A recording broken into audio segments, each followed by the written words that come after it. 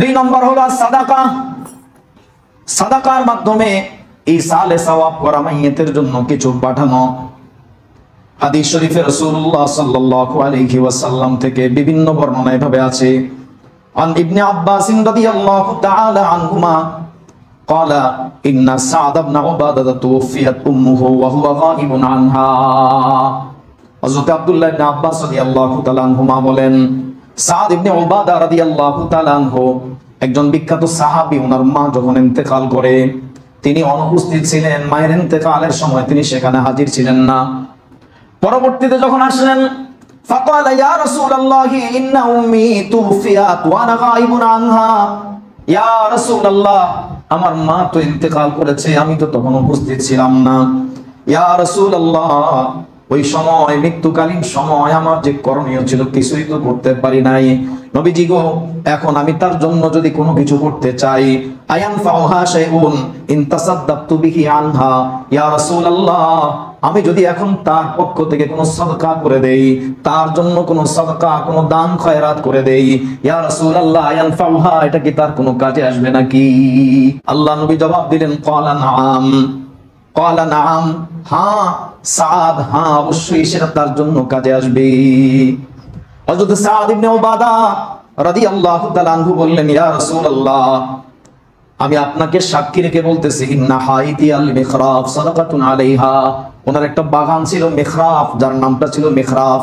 ইয়া রাসূলুল্লাহ, আমি আপনাকে সাক্ষী রেখে বলতেছি, আমার যে মিখরাফ নামী বাগানটা আছে, আমি আমার মায়ের জন্য এটাকে সাদাকা করে দিলাম।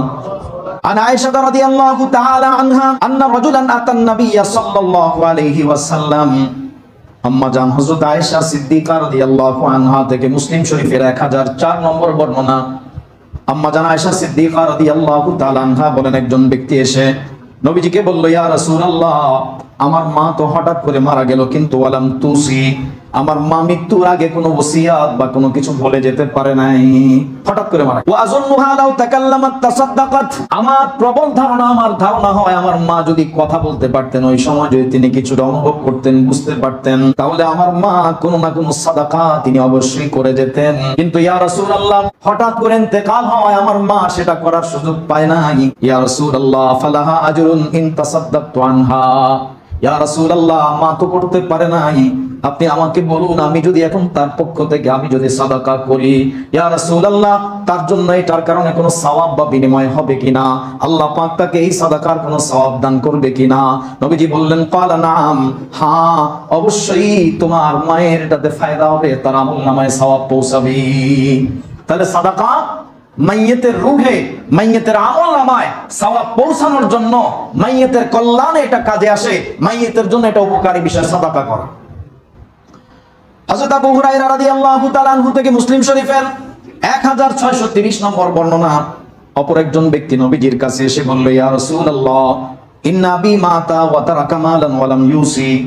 ইয়া রাসূলুল্লাহ, আমার পিতা ইন্তেকাল করেছে, অনেক মাল রেখে গেছে, কিন্তু তিনি কোনো ওসিয়ত করার সুযোগ পাননি।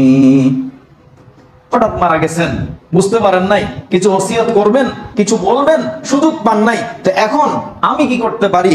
আমি যদি তার পক্ষ থেকে সদকা করি, এটা কি তার গুনাহের জন্য কাফফারা হবে কিনা? তার জন্য কোনো ফলপ্রসূ হবে কিনা? তার জন্য লাভজনক হবে কিনা? নবীজি বললেন, ক্বালা নাআম। নবী বললেন, হ্যাঁ করো, এটা তার জন্য উপকারী হবে। তাহলে অন্তত এই 3টি বর্ণনা, বুখারী শরীফ থেকে 1টি, মুসলিম শরীফ থেকে 2টি, এই ধরনের বহু বর্ণনা আছে। সবগুলো বললে 2-4 জন শুধু এই বর্ণনাই বলতে হবে, সবগুলো বলা উদ্দেশ্য না, শুধু এতটুকু বোঝানো এটি একটি ইসলাম সম্মত, সুন্নাহ সমর্থিত একটা পদ্ধতি, মসনুন একটা তরিকা হলো মাইয়িতের জন্য সাদাকা করা। সাদাকা এটা মাইয়িতের জন্য কল্যাণজনক, এটা তার জন্য উপকারী, তার আমলনামায় এটার সওয়াব পৌঁছায়।